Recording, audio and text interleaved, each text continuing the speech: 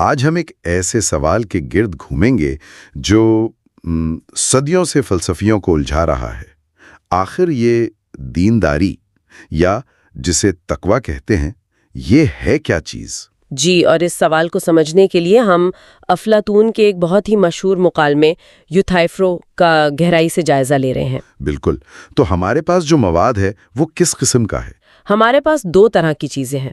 ایک تو اس مکالمے کا کافی تفصیلی انگریزی تجزیہ ہے جو اس کی باریکیاں کھولتا ہے، اور دوسرا اسی مکالمے کے اردو ترجمے سے کچھ اہم حصے جو سقراط اور یوتھائفرو کی گفتگو کو براہ راست ہمارے سامنے لاتے ہیں۔ اچھا، تو آج کا ہمارا مقصد کیا بنتا ہے؟ ہم کیا کرنے جا رہے ہیں؟ ہم کوشش کریں گے سمجھنے کی کہ یہ پوری بحث کیسے چلی، کیسے سقراط جس پر خود مقدمہ چلنے والا تھا بے دینی کا، ہاں یہ بھی عجیب بات تھی، جی، وہ کیسے یوتھائفرو سے ملتا ہے جو خود کو دینداری کا بڑا عالم سمجھتا ہے، اور پھر وہ دونوں مل کر دینداری کی ایک ٹھوس تعریف ڈھونڈنے نکلتے ہیں اور ناکام رہتے ہیں۔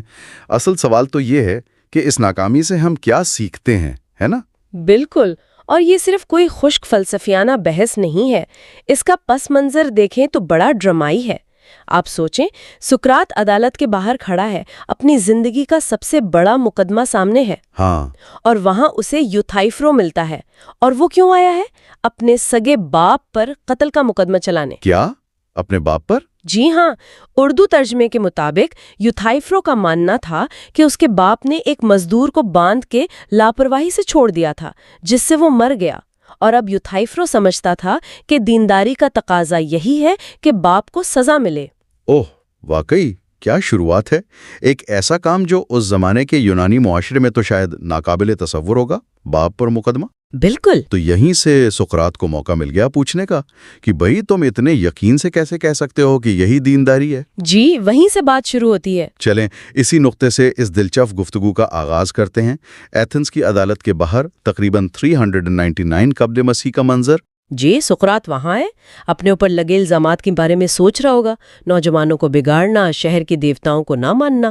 تبھی یہ صاحب آتے ہیں یوتھائفرو، جو خود کو مذہبی معاملات کا بڑا ماہر سمجھ رہے ہیں۔ جی، بہت ماہر۔ اردو ترجمے میں ان کا اعتماد دیکھیں، جب وہ اپنے باپ پر مقدمے کی بات کرتے ہیں، کہتے ہیں، میرا خیال ہے کہ مذہب کی حقیقت کا علم مجھے اس حد تک ہے کہ میں خود نہیں سمجھتا کہ کہیں اپنے والد پر مقدمہ چلا کر گناہ کبیرہ کا مرتکب نہ ہو رہا ہوں۔ وہ پورے اعتماد ہیں کہ وہ گناہ نہیں کر رہے۔ سقراط جو ہمیشہ علم کی تہ تک پہنچنا چاہتا تھا، یہ سن کر چونک جاتا ہے۔ باپ پر مقدمہ، اتنا بڑا قدم اور اتنا یقین۔ وہ فوراً پوچھتا ہے کہ کیا تمہیں دینداری اور بے دینی کا اتنا پکا، اتنا یقینی علم ہے کہ تم یہ قدم اٹھاتے ہوئے ذرا بھی نہیں ہچکچا رہے؟ ہاں، اردو ترجمے میں بھی سوال کچھ یوں ہے، کیا تم واقعی اپنے آپ کو اتنا بڑا مذہبی عالم سمجھتے ہو کہ ان مسائل کا تمہیں اتنا صحیح علم رکھتا ہو؟ یہ تو سیدھا چیلنج تھا اس کے دعوے کو، اور یوتھائفرو کا جواب پورے اعتماد سے، مجھے بالکل پتا ہے دینداری کیا ہے، بے دینی کیا ہے۔ اچھا، جی، بلکہ وہ تو یہاں تک کہہ دیتا ہے، میرے نادر دوست، میں آؤں گا اور لوگوں کو یوں ہی باتوں میں مذہبی مسائل سے دلچسپی دلواؤں گا۔ واہ، یعنی وہ خود کو استاد سمجھ رہا ہے۔ ہاں، تو بس یہیں سے شروع ہوتی ہے دینداری کی تعریف کی تلاش۔ آخر یہ دینداری ہے کیا؟ جی، سقراط کہتا ہے، چلو اگر تمہیں اتنا ہی پتا ہے تو مجھے بھی سکھاؤ۔ تو یوتھائفرو کی پہلی کوشش کیا تھی؟ ہاں، پہلی تعریف۔ وہ فوراً اپنی مثال دیتا ہے، کہتا ہے دینداری وہی ہے جو میں ابھی کر رہا ہوں، یعنی غلط کام کرنے والے پر مقدمہ چلانا، چاہے وہ کوئی بھی ہو، اپنا باپ ہی کیوں نہ ہو۔ اور دلیل کے طور پر یونانی دیومالا کا حوالہ دیتا ہے کہ کیسے بڑے دیوتا زیوس نے بھی اپنے باپ کرونس کو سزا دی تھی۔ اردو ترجمے میں بھی یہی ہے، دینداری یہ ہے کہ ایسے شخص کے خلاف کارروائی کرنا، چاہے وہ تمہارا باپ ہو یا ماں ہو، اور بے دینی یہ ہے کہ اس کے خلاف قانونی کارروائی نہ کرنا۔ ٹھیک ہے، مثال تو دے دی اور کافی ڈرامائی مثال ہے، لیکن سقراط فوراً پکڑ لیتا ہے کہ بھئی یہ تعریف تو نہیں ہوئی۔ بالکل نہیں، یہ تو صرف ایک قسم کا عمل بتا رہا ہے۔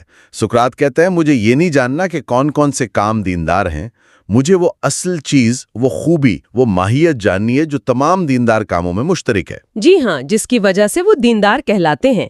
یہ سقراط کا خاص انداز ہے، وہ ہمیشہ مثالوں سے آگے بڑھ کر اصل اصول، اصل فارم تک پہنچنا چاہتا ہے۔ तो वो एक मेयार मांग रहा है जिससे हम पहचान सकें कि कोई भी अमल दीनदार है या नहीं। बिल्कुल, सिर्फ ये कह देना कि जैसे मैं कर रहा हूं ये काफी नहीं। उर्दू तर्जमे में सुकरात की फरमाइश वाज़ेह है। याद रखो, मेरी फरमाइश तुमसे ये नहीं कि दीनदारी की 2-3 मिसालें दो, बल्कि इस माहियत तस्वुर को समझाओ जिसकी वजह से हर दीनदारी के अमल में दीनदारी पाई जाती है। तो पहली कोशिश नाकाम, क्योंकि ये उमूमी असूल नहीं बताती थी। जी, नाकाम। अच्छा, तो यूथाइफ्रो को समझ आ गया कि सिर्फ मिसाल से काम नहीं चलेगा। अब वो क्या कहता है दूसरी कोशिश? अब वो थोड़ा वसी सोचकर कहता है अच्छा, तो दीनदारी वो चीज है जो देवताओं को पसंद हो और बेदीनी वो जो उन्हें नापसंद हो। ये हुई दूसरी तारीफ। अच्छा, उर्दू मतन में भी यही है। अच्छा, तो दीनदारी वो चीज है जो देवताओं में मकबूल हो और बेदीनी वो जो उनमें नामकबूल हो। ये सुनने में तो काफी मंतिकी लगता है। सीधी सी बात है, दीनदार काम वही होंगे जो खुदाओं को पसंद हो। इसमें क्या मसला हो सकता है भला? मसला यूनानी देवताओं की अपनी फितरत में था। सुकरात फौरन याद दिलाता है कि भाई, तुम्हारी अपनी कहानियां, तुम्हारी द्योमाला क्या कहती है? देवता तो आपस में हर वक्त लड़ते झगड़ते रहते हैं। ओ हाँ, ये बात भी थी। उनमें शदीद इख्तिलाफात होते हैं। किस बात पर जंग होनी चाहिए, कौन सा इंसान सही है, क्या इंसाफ है, क्या नहीं। सुकरात पूछता है ना, क्या हम ये नहीं सुनते कि देवताओं में बाहम दुश्मनी है और वो एक दूसरे से नफरत करते और आपस में लड़ते रहते हैं? ओह, तो अगर देवता ही मुत्तफिक नहीं हैं कि क्या अच्छा है क्या बुरा, तो फिर तो गड़बड़ हो गई। जी बिल्कुल। इसका मतलब तो ये हुआ कि हो सकता है एक ही काम, जैसे यूथाइफ्रो का अपने बाप पर मुकदमा चलाना, वो किसी देवता को पसंद हो, ज़ीबुस को शायद, और वो उसे दीनदारी समझे। हाँ, लेकिन कोई दूसरा देवता, शायद क्रोनोस या कोई और, उसे नापसंद करे और बेदीनी करार दे। बिल्कुल यही नुक्ता सुकरात उठाता है। अगर एक ही अमल एक देवता के नजदीक दीनदारी है और दूसरे के नजदीक बेदीनी, तो यूथाइफ्रो की तारीफ के मुताबिक वो अमल बेवक्त दीनदार भी होगा और बेदीन भी। ये तो खुला तजाद है, कॉन्ट्रडिक्शन। जी, सुकरात दलील देता है, तुम्हारे इस कॉल के मुताबिक फिर लाजिम आएगा कि एक ही शय दीनदारी भी हो और बेदीनी भी। इसलिए ये तारीफ भी काम नहीं करती। ये दीनदारी को एक गैर यकीनी और मुतजाद चीज बना देती है। यानी देवताओं की बदलती हुई या आपस में मुख्तलिफ पसंद नापसंद पर बुनियाद रखना काफी नहीं। ठीक है, अब यूथाइफ्रो क्या करेगा? 2 कोशिशें नाकाम हो गईं। यूथाइफ्रो हिम्मत नहीं हारता। वो अपनी तारीफ को मजीद बेहतर करने की कोशिश करता है। वो कहता है, ठीक है, तो दीनदारी वो है जिसे तमाम देवता मुत्तफ़िक़ा तौर पर पसंद करते हैं, और बेदीनी वो है जिससे वो सब मुत्तफ़िक़ा तौर पर नफरत करते हैं। अच्छा, अब उसने कुछ देवताओं की जगह तमाम देवताओं की शर्त लगा दी। All the gods agree. जी, अब उसने शर्त सख्त कर दी। उर्दू तर्जमा भी यही कहता है, जिस चीज को सब देवता पसंद करते हैं वही दीनदारी और मुकद्दस है, और जिससे वो सब नफरत करते हैं वो बेदीनी है। ये हुई ना बात। अब लग रहा है कि शायद मसला हल हो गया। अब तजाद का इम्कान नहीं रहा। लेकिन मुझे लग रहा है यहां सकरात कुछ और निकालेगा। यही वो मशहूर जमाना सवाल आता है ना, यूथाइफ्रो डिलेमा। बिल्कुल, ये वो मकाम है जो इस मुकालमे को लाजवाल बना देता है। यहीं सुकरात वो सवाल पूछता है जिसे आज फलसफे में यूथाइफ्रो मखमसा कहते हैं। वो पूछता है, क्या कोई चीज इसलिए दीनदार या मुकद्दस है कि तमाम देवता उसे पसंद करते हैं, या तमाम देवता उसे इसलिए पसंद करते हैं कि वो चीज खुद अपनी जात में दीनदार या मुकद्दस है? ओह, जरा ठहरें, ये क्या बात हुई? उर्दू तर्जुमे में सुकरात के अल्फाज हैं, मेरा मतलब ये है कि हर मुकद्दस चीज को इसीलिए कि वो मुकद्दस है पसंद किया जाता है, या इसलिए कि उसे पसंद किया जाता है वो मुकद्दस होती है। ये तो वाकई दिमाग घुमा देने वाला सवाल है। मतलब क्या चीज पहले आती है, देवताओं की पसंद या चीज की अपनी अच्छाई या दीनदारी? जी, इसके क्या नतीजे निकलते हैं फिर? इस सवाल के 2 ही जवाब मुमकिन हैं, और दोनों यूथाइफ्रो की तारीफ के लिए मसला खड़ा करते हैं। अच्छा, कैसे? पहला रास्ता, अगर हम कहें कि कोई अमल सिर्फ इसलिए दीनदार है कि देवता उसे पसंद करते हैं, तो इसका मतलब है कि दीनदारी की अपनी कोई जाती अंदरूनी अच्छाई नहीं, बस देवताओं ने कह दिया तो वो दीनदार हो गया। अगर कल को वो अपनी राय बदल लें तो क्या दीनदारी भी बदल जाएगी? ये तो दीनदारी को एक मनमानी आर्बिट्रेरी चीज बना देता है। गोया अच्छाई का कोई मुस्तकिल मेयार ही नहीं, सिर्फ देवताओं की मर्जी है। तो अच्छाई बस मर्जी पे मुनहसिर हो गई? जी। सुकरात कहता है कि ये तो सिर्फ दीनदारी की एक सिफत हुई, यानी देवता उसे पसंद करते हैं, उसकी असल माहियत या जौहर तो ना हुई ना। ठीक है, और दूसरा रास्ता क्या था? दूसरा रास्ता, अगर हम कहें कि देवता किसी अमल को उसलिए पसंद करते हैं कि वो अमल पहले से ही अपनी जात में दीनदार या अच्छा है, यानी अच्छाई पहले से मौजूद है। जी, तो इसका मतलब हुआ कि दीनदारी या अच्छाई का मेयार देवताओं की पसंद से आज़ाद है, वो पहले से मौजूद है। गोया एक ऐसा इखलाकी उसूल है जिसे देवता भी पहचानते हैं और उसकी पैरवी करते हैं। लेकिन ये तो देवताओं के इख्तियार को महदूद करती नजर आती है। अगर नेकी का मेयार उनसे बाहर है तो क्या वो मुकम्मल तौर पर खुद मुख्तार हुए? बिल्कुल, यही तो मुखम्मसा है, डिलेमा। ये वाकई एक जबरदस्त मुखम्मसा है। या तो अखलाकियात बेबुनियाद और मनमानी हैं अगर वो सिर्फ मर्जी पर मुनहसिर हैं, या फिर अखलाकियात का मेयार देवताओं से भी बालातर है अगर वो पहले से मौजूद अच्छाई को पहचानते हैं। यूथाइफ्रो तो यकीनन इसमें फंस गया होगा। वो क्या जवाब देता है? वो उलझ जाता है। वो इस सवाल की गहराई को शायद पूरी तरह समझ भी नहीं पाता और कोई वाज़ेह जवाब नहीं दे पाता।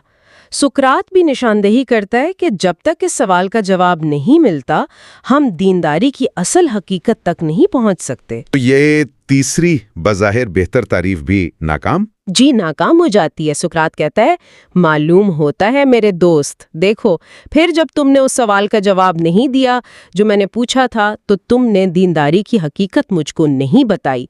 और ये मुखम्मसा आज भी मजहबी अखलाकियात यानी डिवाइन कमांड थ्योरी पर बहस में मरकजी हैसियत रखता है कि क्या नेकी खुदा के हुक्म की वजह से नेकी है, या खुदा नेकी का हुक्म इसलिए देता है कि वो खुद नेकी है? वाह जी। 3 कोशिशें नाकाम, अब भी यूथाइफ्रो हिम्मत नहीं हारा। कोई और कोशिश, चौथी? जी, वो एक और जाविये से कोशिश करता है। अब वो दीनदारी को इंसाफ के तसव्वुर से जोड़ता है। वो कहता है दीनदारी इंसाफ जस्टिस का एक हिस्सा है, खास तौर पर इंसाफ का वो हिस्सा जो देवताओं की खिदमत या देखभाल केयर सर्विस से ताल्लुक रखता है। अच्छा, इंसाफ का हिस्सा? जी, उर्दू में इसका ख्याल है कि दीनदारी या तक़द्दुस अदल का एक जुज़्व है। ठीक है, ये एक नई सिमत है, दीनदारी बतौर इंसाफ का हिस्सा जो देवताओं की खिदमत से मुताल्लिक है। लेकिन देवताओं की खिदमत या देखभाल, इसका क्या मतलब? हम जानवरों की देखभाल करते हैं, उन्हें बेहतर बनाते हैं, क्या हम देवताओं को बेहतर बना सकते हैं? ये तो बड़ी अजीब बात हुई। सुकरात फौरन यही सवाल उठाता है। वो पूछता है कि जब घोड़ों का माहिर घोड़ों की देखभाल करता है तो घोड़े बेहतर होते हैं, शिकारी कुत्तों की देखभाल करता है तो कुत्ते बेहतर होते हैं, तो क्या दीनदारी का फन देवताओं की देखभाल करके उन्हें बेहतर बनाता है? ये तो मुमकिन नहीं लगता। जी, सुकरात पूछता है, उसी तरह तक़द्दुस या दीनदारी का फन देवताओं का ख्याल रखता है? क्या इसका मतलब ये हुआ कि दीनदारी का फन देवताओं को बेहतर बनाता है? यूथाइफ्रो को भी अंदाजा होता है कि ये बात ठीक नहीं। वो क्या कहता है? वो अपनी बात वाज़ेह करने की कोशिश करता है। कहता है, नहीं नहीं, मेरा मतलब वो वाली खिदमत नहीं जो किसी को बेहतर बनाए, बल्कि वो खिदमत जो गुलाम अपने आका की करता है। अच्छा, गुलाम और आका वाली खिदमत? जी, यानी देवताओं को खुश करने वाले काम करना, उनके मकासद पूरे करने में मदद देना। वो कहता है, इस किस्म का ख्याल जैसे नौकर अपने आकाओं को रखते हैं। ठीक है, तो ये खिदमत किस शक्ल में होती है? देवताओं का कौन सा अजीम काम है जो हमारी मदद से पूरा होता है? सुकरात यही पूछता है। यूथाइफ्रो आखिर में कहता है कि ये खिदमत दरअसल दुआओं और कुर्बानियों के जरिए होती है। हम देवताओं से मांगते हैं दुआ और उन्हें नजराने देते हैं कुर्बानी। ये एक किस्म का लेन देन है। लेकिन दुआ और कुर्बानी तो वही चीजें हैं जो देवताओं को पसंद आती हैं, जिनसे वो खुश होते हैं। बिल्कुल, यही सुकरात उसे पकड़ लेता है। वो कहता है कि अगर दीनदारी ऐसी दुआओं और कुर्बानियों का नाम है जो देवताओं को पसंद है, तो ये तो घूम फिर कर वापस वहीं आ गए। ارے ہاں، یہ تو پھر وہی بات ہو گئی۔ جی، یعنی دینداری وہ ہے جو دیوتاؤں کو پسند ہے۔ یہ تو وہی دوسری اور تیسری تعریف تھی جسے وہ پہلے ہی مسترد کر چکے تھے۔ تو بات پوری طرح ایک دائرے میں گھوم گئی، سرکولیرٹی۔ جی بالکل۔ سقراط مایوسی سے کہتا ہے تو پھر ہمیں نئے سرے سے شروع کرنا چاہیے اور یہ پوچھنا چاہیے کہ دینداری کیا چیز ہے۔ تو چوتھی کوشش بھی رائے گاں گئی؟ یا تو خدمت کا مطلب واضح نہیں، یا پھر یہ پرانی رد شدہ تعریفوں پر ہی لوٹ آتی ہے۔ اب تو یوتھائفرو کے پاس کوئی راستہ نہیں بچا ہوگا۔ جی ہاں، اتنی لمبی بحث، 4 مختلف تعریفیں اور نتیجہ صفر۔ یوتھائفرو دینداری کی کوئی ایسی تعریف نہیں دے سکا جو سقراط کی منطقی جانچ پر پوری اترے۔ مکالمہ کسی نتیجے پر پہنچے بغیر ختم ہو جاتا ہے، جسے فلسفے کی زبان میں اپوریا کہتے ہیں، ایک فکری تعطل۔ بالکل، ایک ایسی فکری الجھن، ایک ایسا تعطل جہاں آگے کوئی راستہ نظر نہ آئے۔ اور آخر میں کیا ہوتا ہے؟ سقراط تو یقیناً مایوس ہوا ہوگا۔ اسے تو امید تھی کہ یوتھائفرو سے کچھ سیکھ کر وہ عدالت میں اپنا دفاع کر سکے گا۔ جی، وہ آخر میں کہتا بھی ہے تھوڑے طنز کے ساتھ کہ اسے بڑی امید تھی کہ یوتھائفرو جیسے عالم سے دینداری سیکھ کر وہ اپنے اوپر لگے الزامات کا جواب دے سکے گا، مگر افسوس۔ اور یوتھائفرو، جس نے شروع میں اتنے بڑے دعوے کیے تھے، یوتھائفرو وہ شاید اس ساری بحث سے تھک چکا تھا یا مزید سوالوں کا سامنا کرنے سے گھبرا رہا تھا۔ وہ اچانک کہتا ہے کہ اسے کہیں ضروری کام سے جانا ہے اور فوراً وہاں سے نکل جاتا ہے۔ اچھا، بس ایسے ہی؟ جی، کہتا ہے پھر کبھی صحیح سقراط، اس وقت مجھے جلدی ہے۔ یہ ایک طرح سے بحث سے فرار تھا۔ کتنا دلچسپ اختتام ہے۔ جو شخص خود کو دینداری کا سب سے بڑا ماہر سمجھ رہا تھا، وہ دینداری کی تعریف کرنے میں مکمل ناکام رہا اور آخر میں بھاگ کھڑا ہوا۔ اس مکالمے میں سقراط کے سوالات کی کاٹ اور یوتھائفرو کے کھوکھلے اعتماد کا تضاد بہت نمایاں ہے۔ یقیناً، لیکن اس مکالمے کی اہمیت صرف اس ناکامی میں نہیں بلکہ اس سفر میں ہے۔ اس سے کئی گہرے فلسفیانہ نکات ابھرتے ہیں، جیسے کہ سب سے پہلے تو سقراط کا طریقہ، جسے ایلنکس یا تردیدی جرح کہتے ہیں، سوال در سوال کے ذریعے دعووں کی کمزوریوں اور تضادات کو سامنے لانا۔ ہاں، وہ لوگوں کو مجبور کرتا ہے کہ وہ اپنی رائے یا عقیدے سے ہٹ کر عقلی دلیل کی طرف آئیں۔ جی، یہ طریقہ ہمیں سکھاتا ہے کہ علم کا دعویٰ کرنے سے پہلے اپنے خیالات کی گہرائی میں جانچ پڑتال کتنی ضروری ہے۔ اور پھر وہ یوتھائفرو مخمصہ، یہ تو واقعی اس مکالمے کا سب سے بڑا تحفہ ہے۔ یہ سوال کہ نیکی کی بنیاد کیا ہے؟ کیا وہ کسی بالاتر ہستی کی مرضی ہے یا اس کا اپنا آزاد وجود ہے؟ جی ہاں، یہ آج بھی اخلاقیات اور الہیات کے بنیادی سوالات میں سے ایک ہے۔ اور اس کا اپوریا میں ختم ہونا بغیر کسی نتیجے کے، وہ بھی بہت اہم ہے۔ افلاطون شاید یہ دکھانا چاہتا تھا کہ حقیقی دانش اور علم تک پہنچنا آسان نہیں، یہ ایک مسلسل جدوجہد ہے۔ کئی بار سب سے بڑی دانش مندی یہی تسلیم کرنا ہوتی ہے کہ ہم نہیں جانتے۔ تو یہ مکالمہ ہمیں تیار شدہ جوابات نہیں دیتا بلکہ بہتر سوالات پوچھنا سکھاتا ہے، ایک طرح کی فکری عاجزی۔ بالکل، انٹلیکچوئل ہیوملٹی کا سبق ہے۔ ایک اور بات جو مجھے محسوس ہوئی، یہ مکالمہ بالواسطہ طور پر اتھارٹی پر بھی سوال اٹھاتا ہے۔ جی، کیسے؟ چاہے وہ یوتھائفرو جیسی مذہبی اتھارٹی ہو جو بغیر سوچے سمجھے یقین رکھتی ہے، یا خود ایتھنز کی عدالت جو سقراط جیسے مفکر پر بے دینی کا مقدمہ چلا رہی تھی۔ ایک ایسا الزام جس کی تعریف کرنا خود اتنا مشکل ثابت ہوا۔ بہت اچھا نکتہ ہے۔ یہ ہمیں سوچنے پر مجبور کرتا ہے کہ کیا ہمیں روایات، دعووں یا اتھارٹی کو آنکھیں بند کر کے مان لینا چاہیے؟ تاریخی طور پر بھی اس کی اہمیت ہوگی۔ یقیناً، یہ مکالمہ سقراط کی موت کے بعد لکھا گیا۔ یہ ایک طرح سے افلاطون کا اپنے استاد کا دفاع بھی تھا اور ایتھنز کے معاشرے پر تنقید بھی۔ اور یہ مکالمہ افلاطون کے بعد کے عظیم کاموں جیسے ریاست اور تھیٹیٹس کے لیے بنیاد فراہم کرتا ہے۔ اور کیا یہ آج کے دور کے لیے بھی اتنا ہی اہم ہے؟ جب ہم آج بھی اخلاقیات کی بنیادوں پر بحث کرتے ہیں کہ کیا وہ مذہبی ہونی چاہیے یا سیکولر، کیا یوتھائفرو کے سوالات ہماری رہنمائی کر سکتے ہیں؟ میرے خیال میں تو بالکل کر سکتے ہیں۔ یہ سوال آج بھی زندہ ہیں۔ ہمارے اپنے اخلاقی عقائد کہاں سے آتے ہیں؟ کیا وہ کسی الہامی کتاب، کسی مذہبی پیشوا، معاشرتی روایات یا ہماری اپنی عقل اور ضمیر کی پیداوار ہے؟ اور ہم کیسے جان سکتے ہیں کہ ہمارے یہ عقائد واقعی درست ہیں؟